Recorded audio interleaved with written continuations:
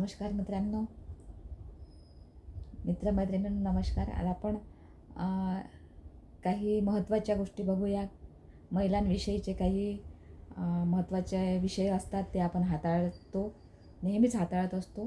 पण आता मला काही महत्त्वाच्या गोष्टी खरंच सांगायच्या आहेत, की आज माझ्या वयाच्या ज्या महिला आहेत, ज्या आतापर्यंत त्या आपल्या घरकामातच व्यस्त असतात किंवा आणखी त्यांना जो छंद असतात ते जोपासत असतात. पण मी महिलांना सांगू इच्छिते की सर्वात महत्त्वाचं जे आहे आपलं कुटुंब सांभाळत असताना आपण शिक्षणही तेवढं महत्त्वाचंच असतं आणि शिक्षणाला काही वय नसतं आणि म्हणून शिक्षण घेत राहायला पाहिजे. कारण मी आता तुम्हाला माहीतच आहे, आता मी शाळेतसुद्धा जाते, मुलांनासुद्धा शिकवते. आता माझं रिटायरमेंटचं वय आहे, तरी पण काही ना काही करतच असते. म्हणजे जेवढं आपल्याला शिकता आलं येते तेवढं शिकलं पाहिजे. शिक्षणाला वय नसतं. म्हणून ज्या आपण घरगुती बायका असतात, महिला असतात, त्या जर 12वी ग्रॅज्युएशन झालेल्याच असतात, तर त्यांना पण शिक्षण घेता येतं. आपले घरकाम करताना, आपले छंद जोपासताना थोडं थोडं शिक्षणाकडे वळलं पाहिजे, वाचलं पाहिजे. वाचून आपल्याला आपण नेहमीच म्हणतो वाचाल तर वाचाल. वाचल्याने आपली प्रगती नेहमीच होत असते भगिनींनो. आणि आपल्या वाचनामधून आपल्याला समाजाची ओळख होत असते. जे समाजामध्ये जे राष्ट्रसंत होऊन गेलेत आहेत, महापुरुष होऊन गेलेत आहेत, जे चांगले विज्ञानवंत झालेले आहे, जे मोठ्या मोठ्या पदावर गेलेले आहेत किंवा देशासाठी खूप महान क्रांती केलेली आहे, असे विचारवंत आहेत,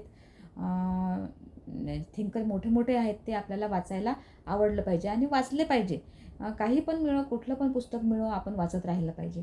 आणि वाचता वाचता कसं असते की आपल्याला ती मनातच भावना निर्माण होते की खरंच आपण जर असं काहीतरी वाचलं तर आपल्याला काही करता येईल का. आणि आता तर असं झालेलं आहे या याच्यामध्ये की अशी कोणतीच मुलगी अशी नाही आहे की 12वी किंवा ग्रॅज्युएशन झालेली नसेल. तर आयुष्यात पुढे पण कुठले दिवस कसे येईल तर सांगता येत नाही मैत्रिणींनो. म्हणून आपल्या पायावर उभं राहणं अतिशय गरजेचं झालेलं आहे. कारण आता आपण समाजामध्ये बघतो आहोत की समाजामध्ये शिकलेल्या मुली, चांगल्या मुली, सौंदर्यवान मुली आणि हुशार मुली, म्हणजे दिसायला हे नाही, पण त्या किती शिकलेल्या असतात, त्या किती म्हणजे कष्ट करून ते आपलं शिक्षण घेत असतात. आणि त्यानंतर लग्न झाल्यानंतर त्यांना असे काही दिवस पाहायला मिळतात की जे आता आपण काही प्रकरणं बघतो की लग्न झाल्यानंतर 1 वर्षातच त्या मुलीला घटस्फोट देण्यात आला किंवा काही कारण नसता तिच्यावर कोणते आरोप करून किंवा तिचा जीव पण घेण्यात मागे पुढे हा समाज, ही व्यवस्था पाहत नाही. म्हणूनच आपल्याला महत्त्वाचं काय आहे की आपण शिकतो.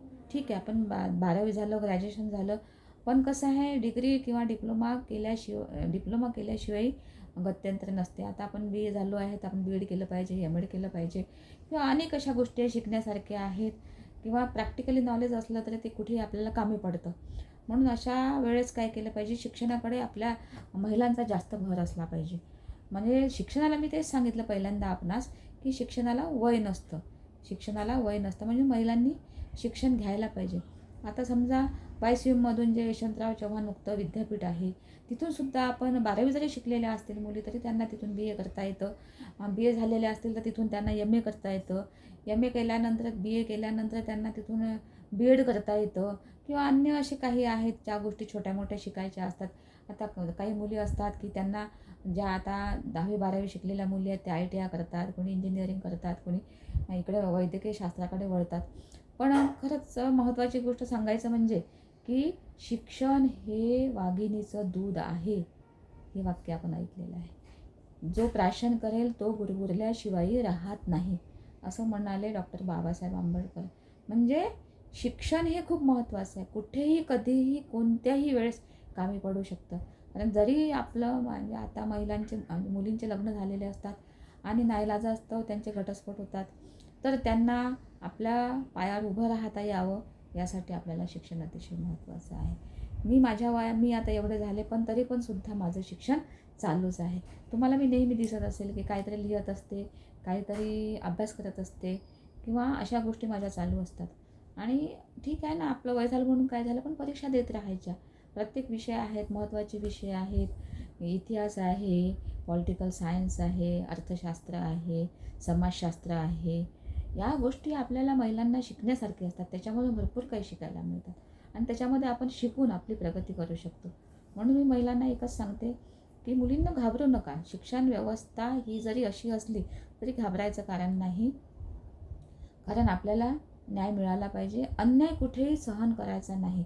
कारण आपलीही आपल्या रक्तात असलं पाहिजे की अन्याय सहन करायचा नाही.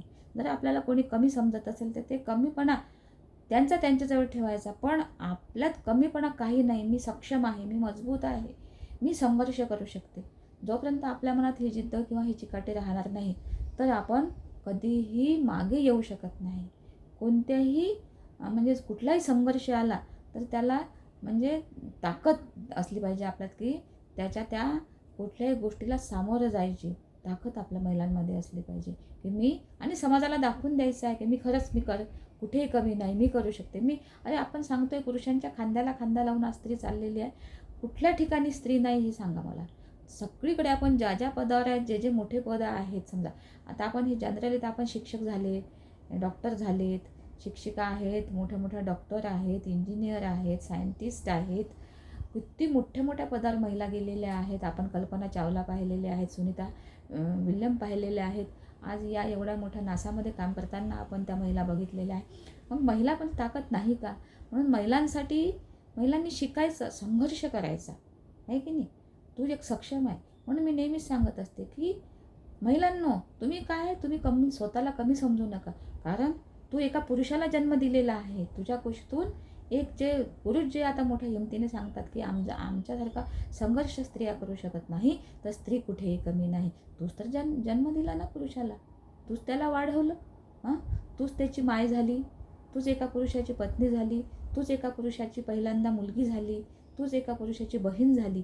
एवढ्या सगळ्या भूमिका तू निभवत असताना तू का स्वतःला कमी समजते? म्हणून मी महिलांना नेहमी सांगत असते की महिलांनो, आपण स्वतःला कुठेही कमी समजू नये. आपला संघर्ष जरी जीवनात असला तर तो दुःखाची पायरी आली की सुखाची पायरी आपोआपच येते, आणि सुखाची पायरी असली तर कधी दुःख आयुष्यात येत असतात. म्हणून आपला संघर्ष चालूच ठेवला पाहिजे. माझा व्हिडिओ आपण ऐकताय, पाहताय, शेवटपर्यंत पहा आणि ऐका. तुम्हाला बरं वाटलं, चांगला वाटला तर लाईक करा, सबस्क्राईब करा, शेअर करा. धन्यवाद मैत्रिणींनो.